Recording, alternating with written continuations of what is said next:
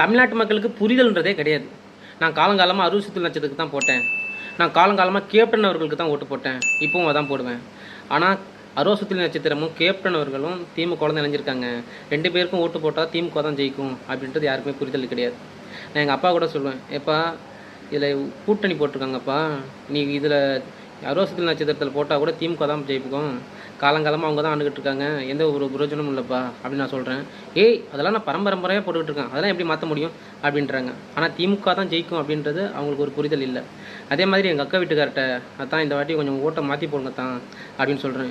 நான் பரம்பரை திமுகங்க அப்படின்னு சொல்லுவார். ஆனால் அவரோட கொள்கை என்ன, கோட்பாடு கேட்டால் ஒன்றுமே தெரியாது. அதெல்லாம் என்ன கேட்டிங்கன்னா என்ன தெரியும் அப்படின்னு சொல்கிறார். அந்த மாதிரி மக்களே, நீங்கள் இந்த வீடியோ பார்க்குறவங்க சின்ன குழந்தைங்களா இருந்தாலும் சரி, பெரியவங்களாக இருந்தாலும் சரி, சிந்திச்சு வாக்களிங்கள். எடுத்து சொல்லுங்கள், உங்களுக்கு ஓட்டு போட்டால் திமுக தான் ஜெயிக்கும் அப்படின்னு சொல்கிறத எடுத்து சொல்லுங்கள். மறந்துடாமல் நம்ம சேனலை சப்ஸ்கிரைப் பண்ணுங்கள். நீங்கள் யாருக்கு ஓட்டு போடுவீங்க அப்படின்றதையும் கமெண்ட் பண்ணிவிடுங்க.